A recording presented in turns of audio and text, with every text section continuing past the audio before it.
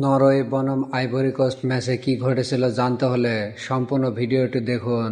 আজকের এই ম্যাচটি ছিল দারুণ উত্তেজনাপূর্ণ, যেখানে শেষ পর্যন্ত নরওয়ে 2-1 গোলে আইভরি কোস্টকে পরাজিত করে ম্যাচ জিতে নেয়।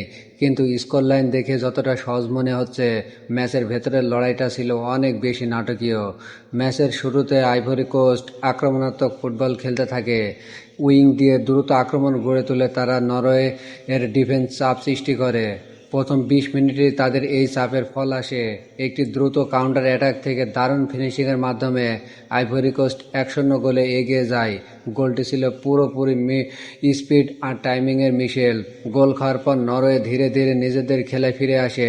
তারা বল দখল রেখে মিডফিল্ড নিয়ন্ত্রণ বাড়াতে শুরু করে। ম্যাচের 35 মিনিটে নরওয়ে একটি সুন্দর টিম মুভ থেকে সমতা ফেরায়। স্কোর লাইন হয় 1-1।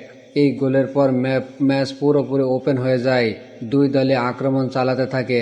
দ্বিতীয়ার্ধে নরওয়ে তাদের কৌশলে বড় পরিবর্তন আনে, তাই তারা পেসিং শুরু করে এবং আইভরি কোস্টের ডিফেন্সে ভুল ধরতে থাকে। ম্যাচের 70 মিনিটে সেই চাপের ফল আসে। একটি ডিফেন্সিভ মিস্টেক থেকে বল পেয়ে নরওয়ে দ্বিতীয় গোল করে এবং 2-1 গোলে এগিয়ে যায়। এরপর আইভরি কোস্ট ম্যাচে ফেরার চেষ্টা করে, কিন্তু নরওয়ের ডিফেন্স ছিল বেশ সংগঠিত। সেই 10 মিনিটে কয়েকটি ভালো সুযোগ পেলেও তারা গোল করতে পারেনি। ফলে শেষ পর্যন্ত নরওয়ে 2-1 ব্যবধানে জয় নিশ্চিত করে। ম্যান অব দ্য ম্যাচ হিসেবে নরওয়ে এর মিডফিল্ডারকে ধরা হয়, কারণ পুরো ম্যাচে তার পাসিং, বল কন্ট্রোল এবং আক্রমণ তৈরি করার দক্ষতা ছিল অসাধারণ। ট্যাকটিক্যাল দিক থেকে আইভরি কোস্ট 4-3-3 ফরমেশনে উইং প্লেতে জোর দেয়, আর নরওয়ে 4-2-3-1 ফরমেশন নিয়ে মিডফিল্ডে আধিপত্য বজায় রাখে। বল দখল এবং পাসিং অ্যাকুরেসিতে নরওয়ে এগিয়েছিল, যা তাদের জয়ের অন্যতম কারণ। পরিসংখ্যান অনুযায়ী নরওয়ে বেশি শট অন টার্গেট নেয় এবং ম্যাচের গুরুত্বপূর্ণ মুহূর্তগুলোতে সুযোগ কাজে লাগায়।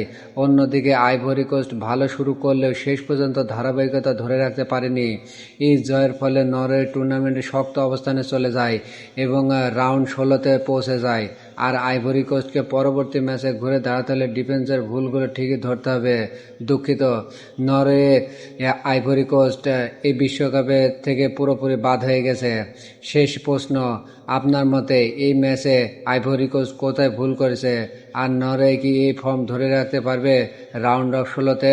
কমেন্টে জানাতে ভুলবেন না।